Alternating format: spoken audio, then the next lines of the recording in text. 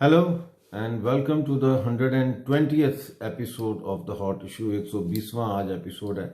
दोस्तों, जैसा आप जानते हैं, इस वक्त का जो हॉट इशू है वो कोयटा में जो मच का इलाका था, वहाँ पे जो कत्ल हुए हैं हज़ारा शिया कम्युनिटी के लोग, 11 कारकुन जो माइनर्स थे, कोल माइन में काम करते थे, वो इस वक्त हॉट इशू बना है।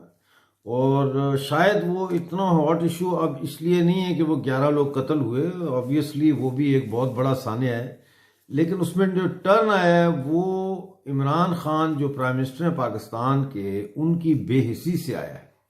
यानी उन्होंने बजाय इसके कि वो कोयटा का दौरा करते, वहाँ जाकर लोगों से मिलते, उन्होंने इस किस्म के बेहुदा जो है वो ऐलानात करने शुरू कर दिए हैं और हुक्म देने शुरू कर दिए कि जी जो लोग मर गए हैं उनकी तदफीन करें, यानी उनको दफन कर दें, और आप लोगों को कंपनसेशन दी जाएगी और कातलों के गिरफ्तारी के लिए जो है वो पूरा जोर लगाया जाएगा वगैरह वगैरह। जबकि पिछले 6 दिनों से जो लोग हैं वो अपने प्यारों की लाशें लेकर वेस्टर्न बाईपास कोयटा में सड़क ब्लॉक करके धरना दे के बैठे हुए हैं कि जब तक प्राइम मिनिस्टर इमरान खान आके खुद हमें यहाँ पे मिलते नहीं हैं, हम इनको दफन नहीं करेंगे।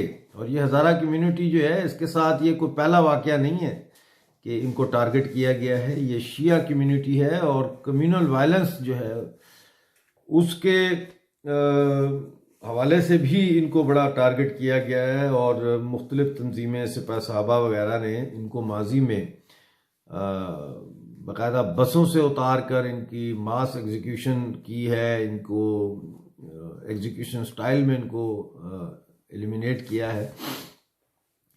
तो इस वक्त जैसा मैं आपसे बोल रहा हूँ, मरियम नवाज पहुंच चुकी हैं कोयटा, और मौलाना फजल रहमान की पार्टी के लोग भी वहाँ पहुंच चुके हैं, बिलावल भुट्टो किसी भी वक्त पहुंच सकते हैं।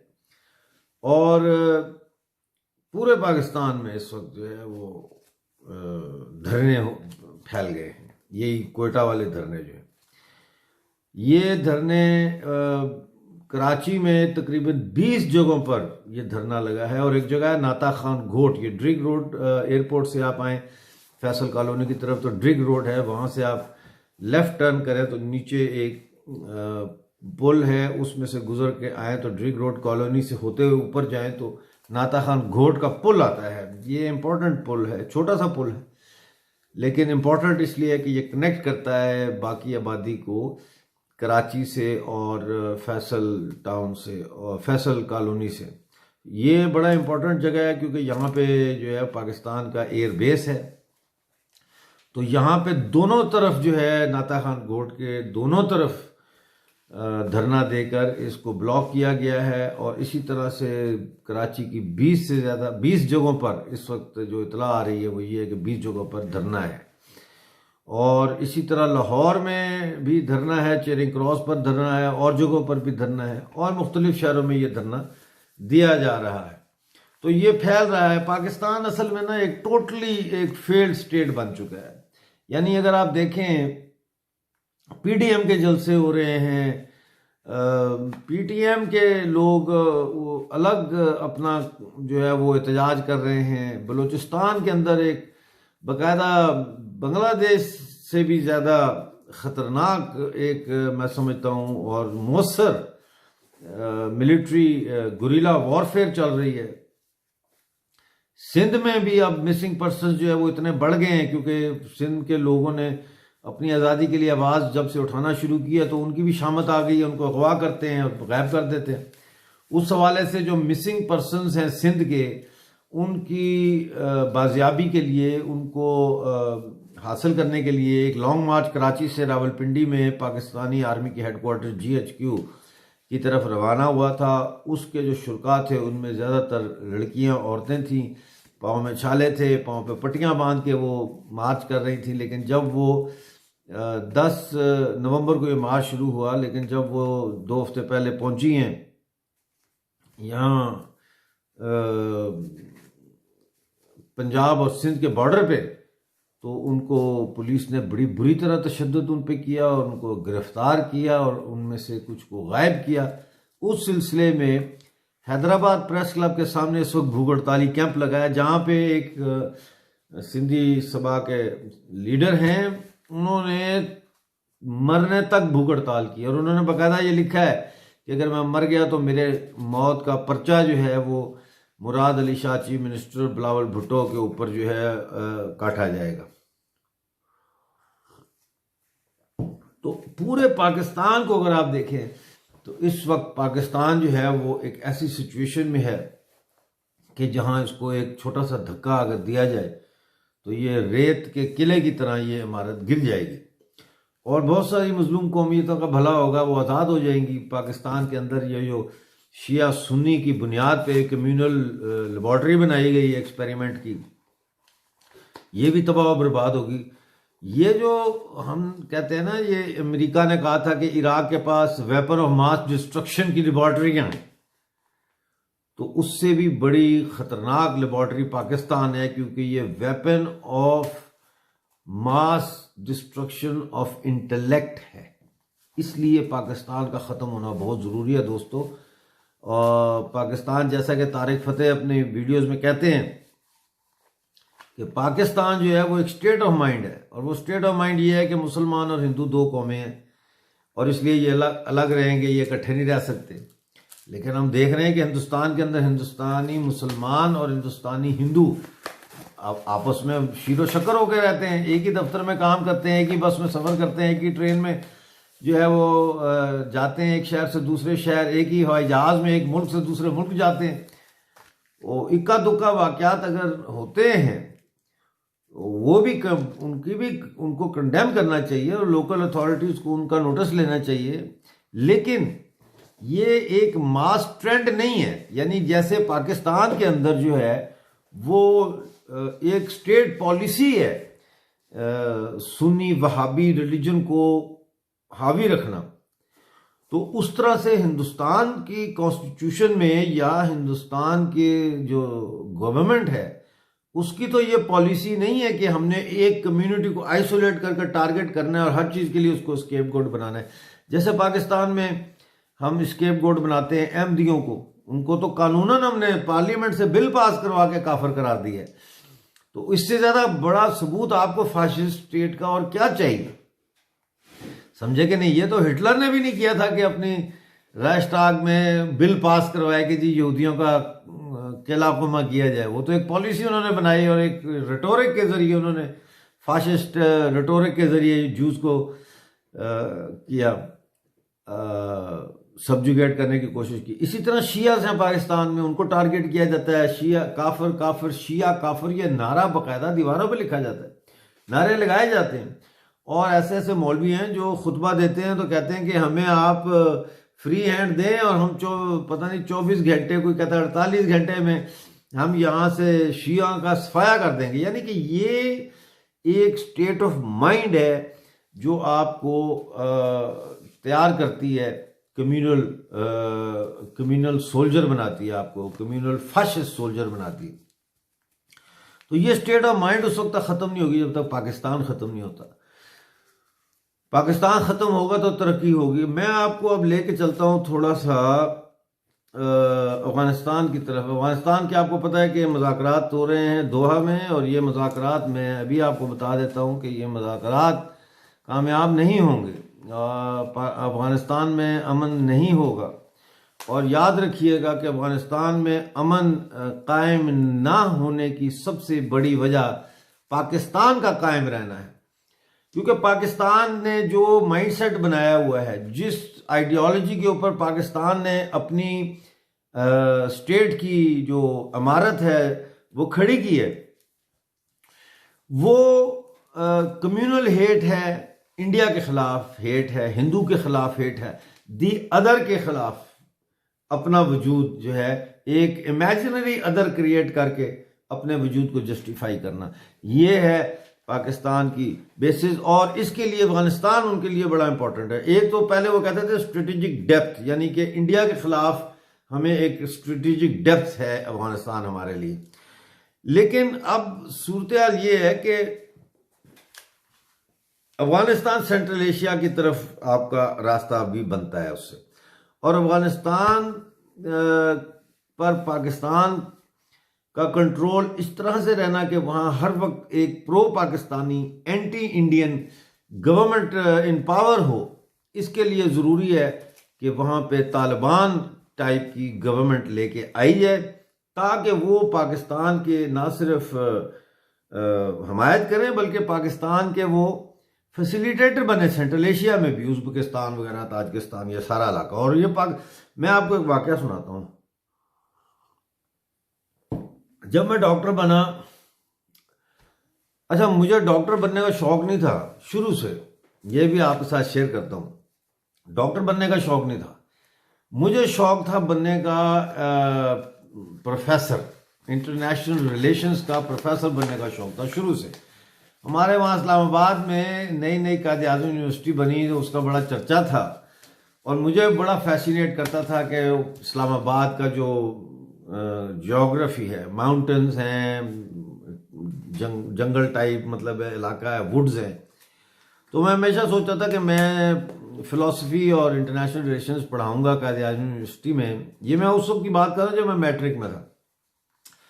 और मैं अपने स्टूडेंट्स की जो क्लासेस हैं वो मैं क्लासरूम में नहीं लिया करूँगा, वो मैं उनको फॉरेस्ट में ले जाऊँगा, वुड्स में ले जाऊँगा, और ऐसे हम दूर दूर बैठेंगे, जैसे आजकल सोशल डिस्टेंसिंग है, ऐसे हम फासलों में बैठेंगे और वहाँ पे हम नेचर में बैठ के फ़िलासफ़ी और नेचर में बैठ के जो है हम इंटरनेशनल रिलेशंस के ऊपर बातचीत करेंगे। बहरहाल वो मैं डॉक्टर बन गया और मैंने प्रैक्टिस भी की 12 साल, डॉक्टर तो बन गया। लेकिन मैं जो आपको बात शेयर करना चाह रहा हूँ वो ये है कि अफगानिस्तान का जो मसला है पाकिस्तान के साथ,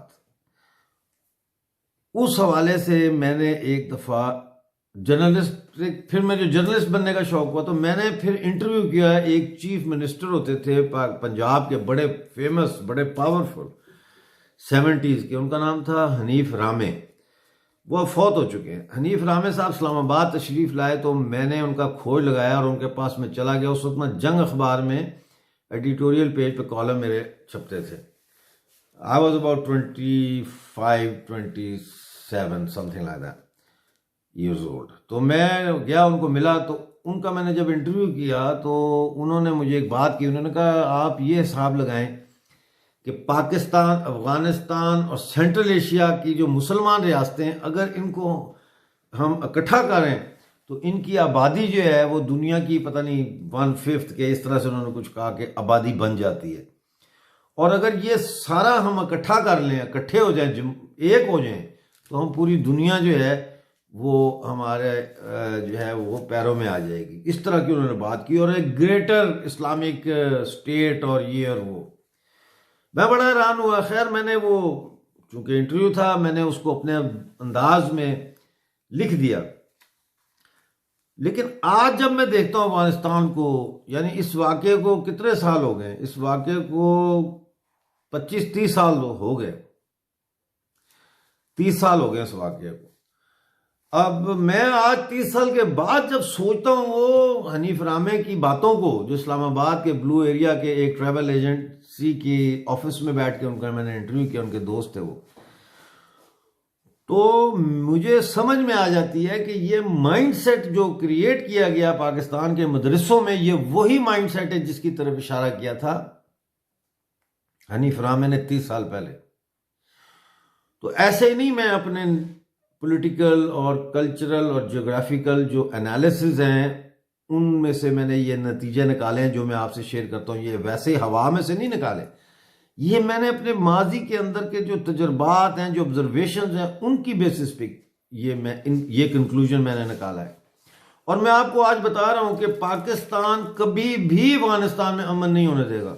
हमारे एक दोस्त हैं, उनका नाम है डॉक्टर वली कोहिस्तानी, वो अफगानिस्तान के एक बहुत मशहूर आई स्पेशलिस्ट थे। और जब तालिबान ने कू किया, यानी कि तख्ता उल्टा नजीबुल्लाह का, तो वो जनीवा में थे, वो कोई मेडिकल कॉन्फ्रेंस थी अफगानिस्तान की, उसमें वो गए हुए थे। तो वो वापस खैर आए, वो फैमिली को लेके फिर पाकिस्तान आए एग्जाइल में। तो वहाँ उनसे हमारी मुलाकात हुई अचानक एक हॉस्पिटल में। तो मैंने उनसे पूछा तो उन्होंने मुझे बताया कि मैं अफगानिस्तान से हूँ। तो बड़ी अजीब सी हालत में उनको कमरा सा दिया हुआ था और वो वहाँ पे प्रैक्टिस कर रहे थे, तो मैं उनको अपनी सर्जरी में ले आया, उनसे दोस्ती हो गई। तो वो जो डॉक्टर साहब हैं वो मुझे यही बताते थे कि हम लोगों की अक्सरियत जो अफगानिस्तान के लोगों की है वो इंडिया को पसंद करती है, इंडिया पे एतबार करती है, इंडिया पे भरोसा करती है, पाकिस्तान पे नहीं करती। अब इन्होंने इंडिया, अफगानिस्तान ने खुद अपील की थी इंडिया से कि आप हमें पाकिस्तान से कि आप वाघा बॉर्डर से हमें इजाज़त दें, तो हम इंडिया से जो हमारा इंपोर्ट होती है वो हम वाघा बॉर्डर से करें ताकि हमारा खर्चा बचे। लेकिन पाकिस्तान ने वो इजाज़त नहीं दी। ये मुसलमान मुल्क है ना अफगानिस्तान, पाकिस्तान भी मुसलमान मुल्क है, तो मुसलमान के लिए कितनी रुकावट पैदा कर रहा है, यानी वो कहता है तुम्हें फ़ायदा नहीं होगा। तो फिर जो अफगानिस्तान है वो ईरान की पोर्ट्स इस्तेमाल कर रहा है, और आपको पता है कि 70,000 टन से ज़्यादा जो है वो अब तक इमदाद और ट्रेड का वॉल्यूम जो है वो हो चुका है अफगानिस्तान के साथ इंडिया का। कैसे बर्दाश्त करे, कैसे बर्दाश्त। जिस पार्लियामेंट में बैठ के अफगानिस्तान के कानून बनाए जाते हैं, उस पार्लियामेंट की संगे बुनियाद जो है वो नरेंद्र मोदी साहब ने रखी 2015 में। वो 90 मिलियन इंडिया ने लगाया है उस पार्लियामेंट के ऊपर अपना पैसा। वो कोई कर्जा या कोई इस तरह का नहीं है, वो एक गिफ्ट दिया है उनको रिस्ट्रक्चरिंग का। और इतना काम हो रहा है रिस्ट्रक्चरिंग का, 400 से ज़्यादा प्रोजेक्ट्स हैं इंडिया के जो इस वक्त अफगानिस्तान में चल रहे हैं, इंफ्रास्ट्रक्चर डेवलपमेंट के हवाले से, हेल्थ सेक्टर में, एजुकेशन सेक्टर में, गवर्नेंस के हवाले से। तो पाकिस्तान किसी कीमत पे अफगानिस्तान में अमन नहीं होने देगा। हाँ, एक सूरत में हो सकता है अमन, वो ये कि वहां तालिबान की हुकूमत आ जाए। बहरहाल वो नहीं होगा। लेकिन आपको एक मिसाल देता हूं, अशरफ गनी जो है वो मोदी साहब के साथ उनके बड़े अच्छे तल्लुकात हैं, दोस्ती भी है, एहतराम का रिश्ता भी है। तो अशरफ गनी ने अमेरिकन एनवॉय जो था ज़ल्मे खलीलजाद, उससे मिलने से इनकार कर दिया परसों।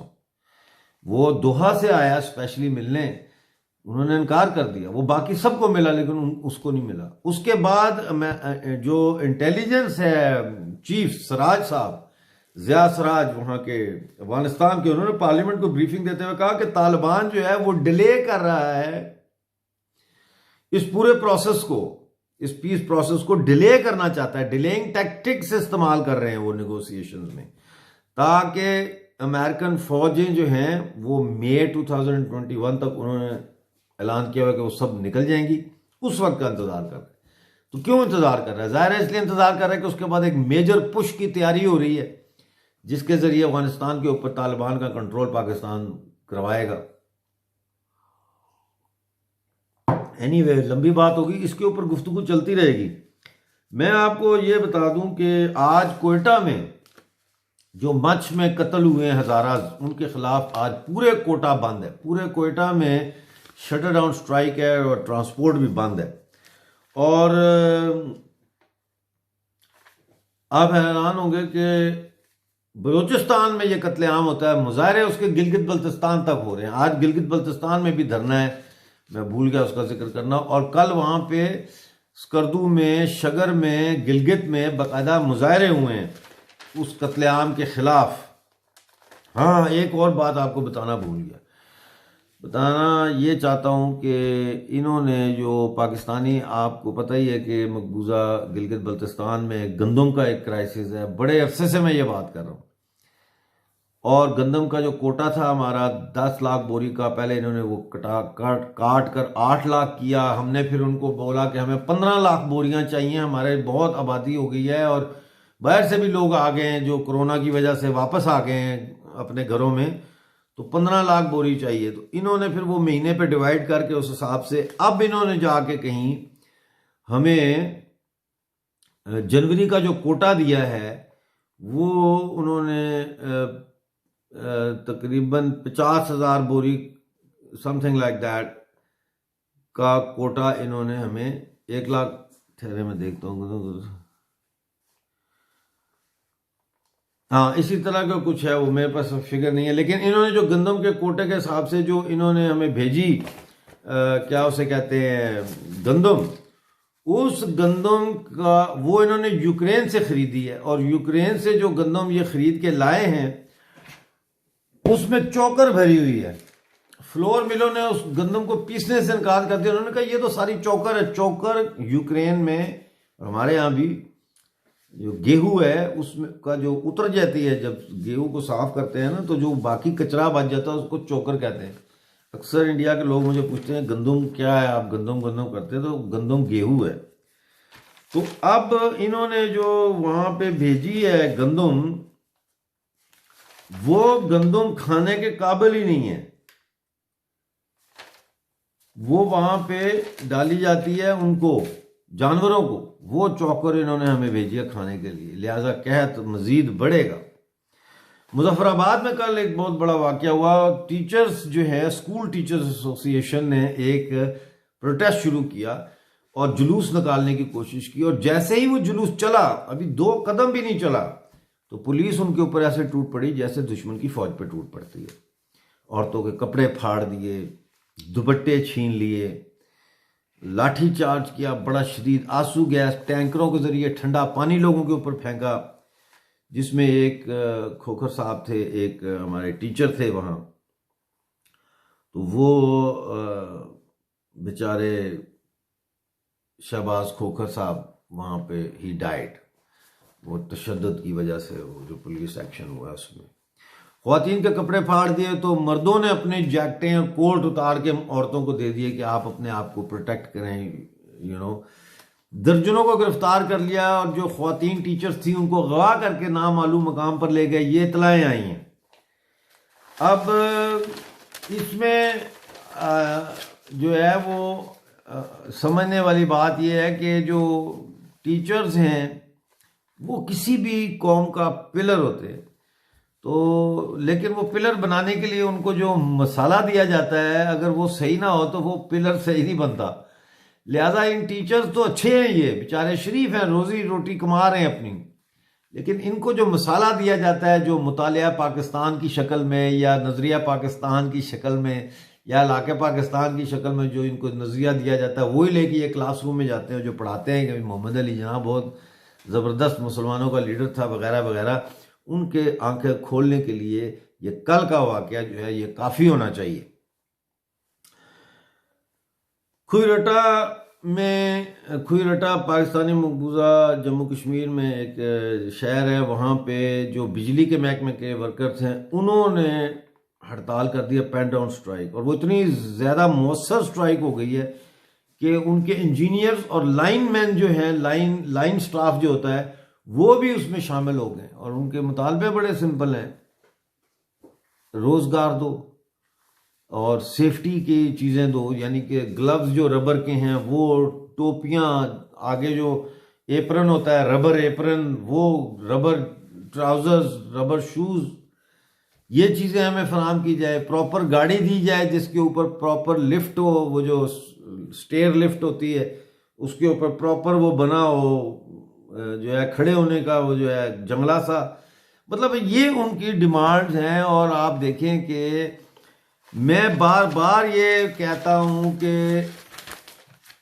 जब से मैंने ये शुरू किया हॉट इशू, ये आज 120th एपिसोड है, बीच में गैप भी आते रहे, कोई दिन ऐसा नहीं जाता जब पाकिस्तानी कब्जे वाले जम्मू कश्मीर या पाकिस्तानी कब्जे वाले गिलगित बल्तिस्तान में कोई प्रोटेस्ट ना हो रहा। और बाज़ औक़ात तो एक ही टाइम पे कई जगह पे प्रोटेस्ट हो रहे होते हैं मुख्तलिफ इशूज़ पे, कहीं बिजली पे, कहीं पानी पे, कहीं आटे पे, कहीं जो है वो बेटर लिविंग कंडीशंस के लिए, कहीं सड़कें टूटी हुई हैं तो उनके लिए, कहीं हॉस्पिटल नहीं है तो उसके लिए, हर वक्त प्रोटेस्ट होता रहता है। लेकिन पाकिस्तान इंडिया की जो यूनियन टेरेटरी जम्मू कश्मीर है, वहाँ तो हर रोज़ प्रोटेस्ट नहीं होते, वहाँ तो हर रोज़ लोग नहीं निकले होते कि जी खाने को नहीं है, वो जी बिजली नहीं है, वो जी पानी नहीं है, समझे कि नहीं।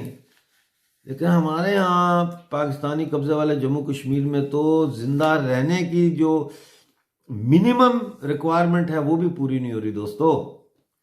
बहरहाल आज मैं आपसे इतना ही गुजारिश करूँगा, मैं अब लिखने लगा हूँ आर्टिकल। यही जो मैंने बात की है इंडिया की, अफगानिस्तान की ट्रेड और ये तालिबान के जो मुज़ाकरात हैं, इसके ऊपर आज मैं आर्टिकल लिखना है। मैंने कुछ नोट्स बनाए थे तो मैं वो लिखने जा रहा हूँ। और आपसे ज़्यादा चाहता हूँ, प्लीज़ इसको ज़्यादा से ज़्यादा शेयर कीजिए। और सब्सक्राइबर्स हमें चाहिए। हमें 15 आज क्या तारीख है, 7 तारीख है, तो 15 तारीख तक हमें इसको पुश करना है कि हम 10,000 की फिगर तक पहुंच जाए subscribers. Thank you very much. अपना बहुत सारा ख्याल रखिए।